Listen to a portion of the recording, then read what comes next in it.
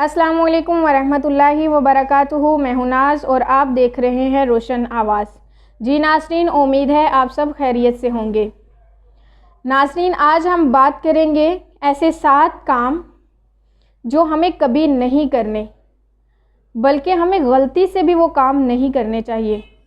کیونکہ اگر ہم نے وہ کام کیے تو ہم ہلاک ہو جائیں گے، ہم برباد ہو جائیں گے، کیونکہ رسول اللہ صلی اللہ علیہ وسلم نے فرمایا، تم ہلاک ہونے والی 7 چیزوں سے بچو۔ صحابہ نے عرض کیا، اے رسول اللہ صلی اللہ علیہ وسلم، وہ کیا ہیں؟ آپ صلی اللہ علیہ وسلم نے فرمایا، پہلی چیز اللہ کے ساتھ شرک کرنا، کیونکہ شرک اللہ تعالیٰ کو بہت ہی ناپسندیدہ ہے، اور شرک کرنا اللہ تعالیٰ کو اتنا ناپسند ہے کہ اللہ تعالیٰ فرماتے ہیں کہ میں تمہیں سارے گناہوں سے پاک کر دوں گا، لیکن اگر تم نے شرک کیا تو میں تجھے معاف نہیں کروں گا جب تک کہ تم توبہ نہ کر لو، اور یہ توبہ ہمیں اپنی زندگی میں کرنی ہوگی۔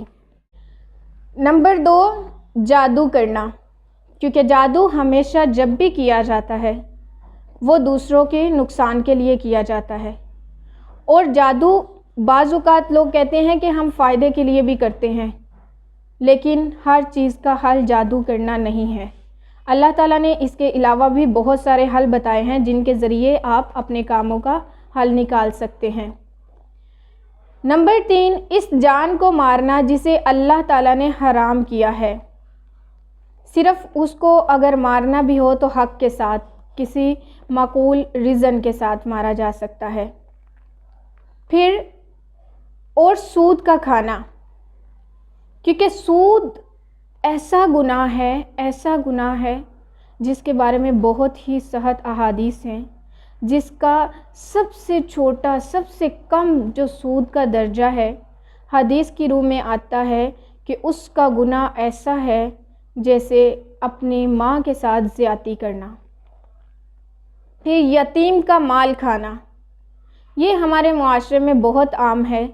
کہ ہم مال کے بارے میں یہ نہیں دیکھتے کہ ہم کسی کے ساتھ زیادتی کر رہے ہیں، بلکہ ہمیں صرف ہوتا ہے کہ ہمارے پاس مال کتنا ہے اور کتنا ہم اپنے مال کو اور بڑھا سکتے ہیں۔ حلال حرام کی تمیز ہم لوگ بھول جاتے ہیں صرف اپنے مال کو بڑھانے کے لیے۔ پھر ہے کہ لڑائی کے دن پیٹھ پھیر کے بھاگنا،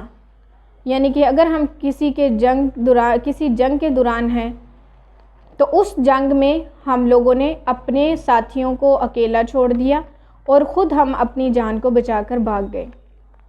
پھر ہے پاک دامن ایمان والی بے خبر عورتوں پر زنا کی تہمت لگانا، یہ بہت ہی سخت گناہ ہے، اور ایسی چیزیں ہمارے معاشرے میں بہت ہی عام ہو چکی ہیں، خاص طور پہ خواتین پہ، یا اس میں بہت سارے میل لوگ بھی شامل ہوتے ہیں کہ جب بھی ہم لوگوں کو کسی سے انتقام لینا ہے یا کوئی بھی کسی سے بدلہ لینا ہو تو ہم لوگ کیا کرتے ہیں کہ اس کی عزت کو خراب کر دیتے ہیں، لیکن اللہ تعالیٰ کے ہاں یہ بہت ہی ناپسندیدہ عمل ہے،